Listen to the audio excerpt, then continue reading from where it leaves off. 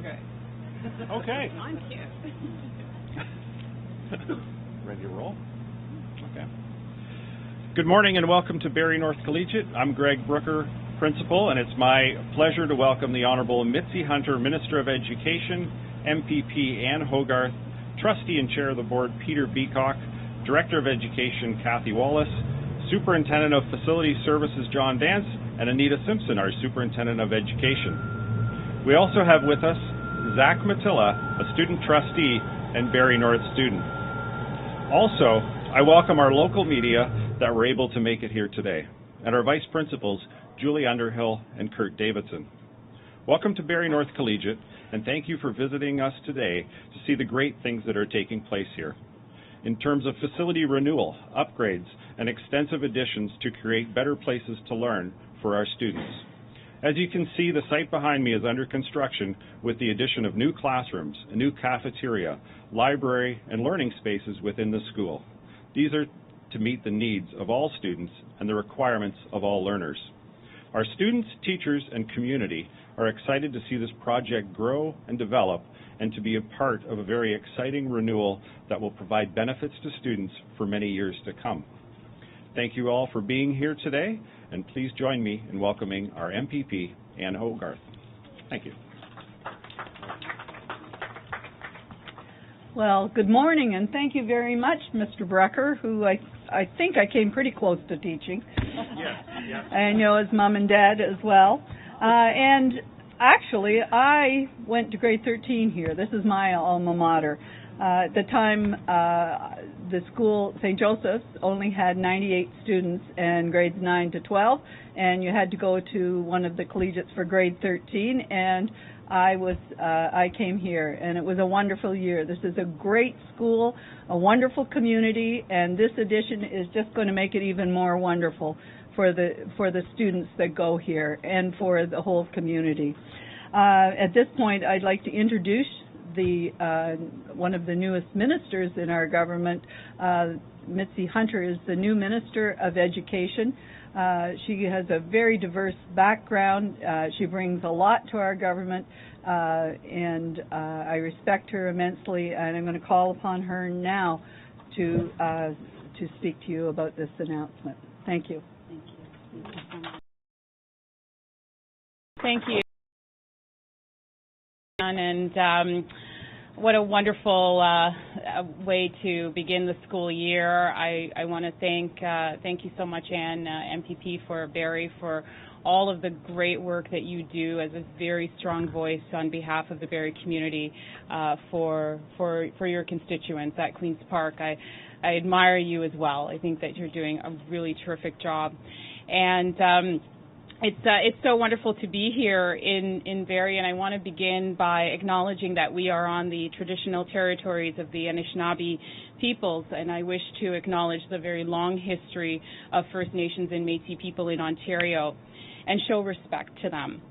I'm also thrilled to be here at Barrie North Collegiate Public School, and I want to thank you so much, Principal Bucker, for this wonderful tour that you gave of the school, and just all the passion that you and all of the staff here have demonstrated. And as you know, Barrie North Collegiate Institute serves a thriving community of students, teachers, staff, and families. And not only is it thriving, but it's also growing, and it expands to include hundreds of new students coming over from Barrie Central Collegiate. But even as the school grows in both students and as in size, it takes more than an addition to ensure current and future students have an excellent facility to meet all of their needs. And I think that you would all agree with me that taking shape behind us is, and I believe it's going to be the home of the Vikings, right? So very, very fitting for us to be out here today. It also takes a significant investment in ongoing repairs and renewal to keep Barrie North Collegiate Institute in a good state of repair. And to that end, I am proud to say that over the summer, Barrie North Collegiate Institute, and schools throughout Barrie and across Simcoe Region have benefited from extensive repair and renewal work to improve their condition in time to start the school year. In June, our government announced an additional $18 million for Simcoe Region to help improve local schools and ensure that they continue to be safe and modern places for students to learn. To their credit, Simcoe County District School Board, and I really thank all of, I thank the chair for being here and the director, and the Simcoe Muskoka Catholic District School Board have put that funding to work right away, and we can really see the results of that. Barrie North Collegiate Institute is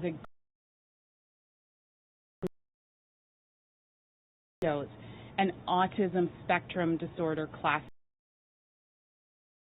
and a parking lot expansion. Other projects throughout the region, from HVAC systems, electrical upgrades, enhanced play areas, and roof replacements, and countless more projects that are now finished or well underway, but all of which are making our local schools better places to learn, better places to grow, and better places for our students to thrive. The good work to repair the schools that is taking place across Simcoe Region is also happening across the province. As a result of $1.1 billion in additional funding for school repair and renewal over the next 2 years, bringing our government's total investment over that period to $2.7 billion. And this is critical funding, as many of our Ontario schools, 56% of which are more than 40 years old, and they are at a critical juncture. And that is why our government is not only making historic investments to improve school conditions, we are also releasing the information about how each and every school is doing in terms of its state of repair. And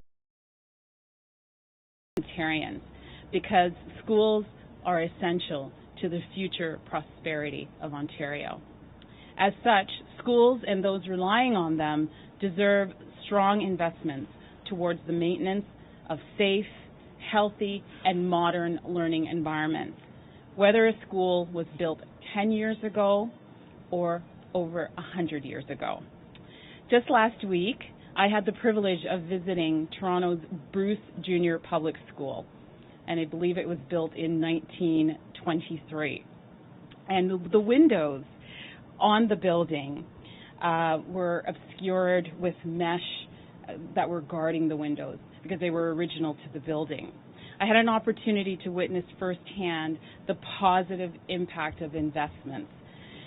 Those windows were updated to newer, state-of-the-art, more durable 21st century materials.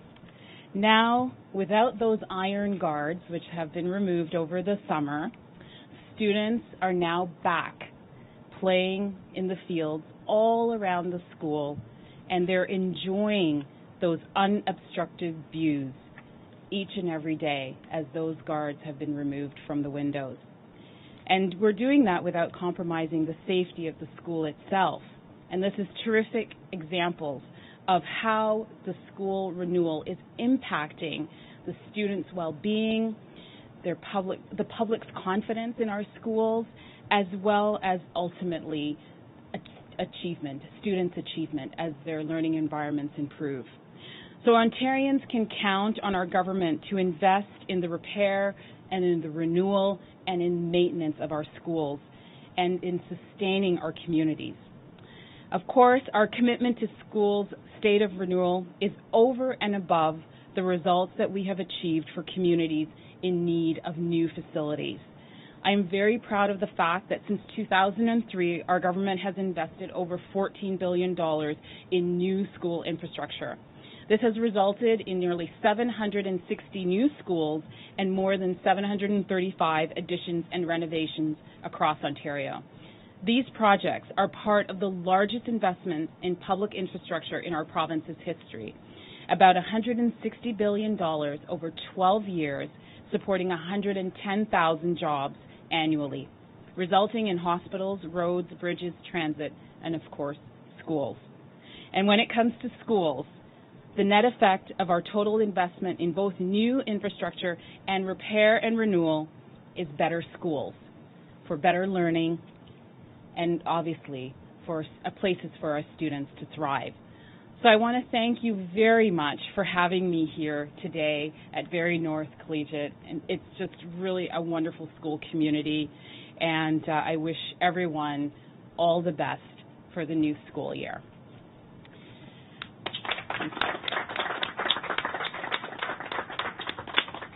And I'm happy to take any questions from the media. $1.1 billion additional funding for the next 2 years for Simcoe County, specifically for renovation and renewal. Is that the number? So the $1.1 billion is the investments that we've made, the additional investments across the province in school repair and renewal. It brings the total amount over 2 years to $2.7 billion. And of the $1.1 billion, the Simcoe County will be receiving $18 million of that, and that is on top of the regular amounts that they would receive for capital. Public board, or is that separate board as well? Can you clarify that? Yeah, the $18 million would be the total amount. Yes. It's unfortunate that you mentioned the Bruce School in Toronto, 1923. We've closed 2 of our oldest schools that were around in Barrie for the last 100 years in the last couple of months, partially because this school board seems to receive more money for renovations and renewal than it does for maintaining these heritage buildings. As you go forward, are you going to be able to ensure that schools like that are old and treasured by the community aren't shut down? Well, you know, those are really tough decisions that I know that school boards have to make, and they make those decisions after very, very careful considerations in terms of the needs of the school community, both now and in the future. So the repair and the renewal investments that we're making, including the additional amounts that I mentioned today for Simcoe of $18 million, are actually to take care of the ongoing repair needs in schools, as well as to address any backlog needs. So that's why we made the additional amounts. But in terms of what projects and what priority are applied to individual schools, that is a decision that the school boards themselves will make. And I know that they do that after very, very careful consideration. I know it's also a very tough decision when a decision is made that a school needs to be closed or replaced for whatever reason it is that has been determined. From my perspective as a ministry, we're really there to support. We provide the funding that is needed, and schools have an opportunity to put forward their capital requests twice a year, and for investments in new school facilities, school boards also have the opportunity to make those submissions as well. So we work very closely with the school boards in terms of providing the funding, but in terms of what priority, in terms of determining that's a decision that's made by the board. This is with these closures, like we see here, we have students that attended the former school that are now attending this school and a couple other schools in the Barrie area. 2 questions. What advice do you have? Well, first off, what do you feel about the students being forced to transition when our older schools, I call it Cheryl mentioned, are forced to close? And secondly, what would be your advice to students who have to spend a school year going through renovations as such? It's definitely an adjustment that has to be made for the students and for their families when there is transition that's occurring in the communities, and that is the reality when there is a decision that's made. I know that every effort is made in terms of accommodating those students and making sure that transition is as smooth as possible, and I see nodding heads from those who are on the board, and I think that Principal Brucker has done a really wonderful job in explaining how the renovations are going, making sure that the work is getting done in an efficient way as possible. We just passed the Wednesday morning construction meeting in the hallway with all of those hard hats meeting because, these repairs and additions are needed, and it is happening while school is going on, but I can see from the efforts that are being made here by the staff and the administration and the teachers, and frankly, even the students. I think that there's an understanding that this is about making the school community better. I was just speaking to the student trustee and just that anticipation of new spaces like the new cafeteria, the new library space, all of those common spaces as well as the 9 classrooms are really going to improve the quality of learning, the quality of the school community here. But of course, you have to definitely put up with a little bit of construction while that addition is going up. And students adapt very quickly to new environments. Go ahead. Yeah. Students adapt a lot more quickly than the parents and the community. They very quickly get into their new schools and find friends that were at the other schools or make new friends. This is an opportunity for them to grow and to learn in a wonderful, safe environment. And I know with the school board, when they make decisions like that, it has a lot to do with keeping the students in a safe learning environment.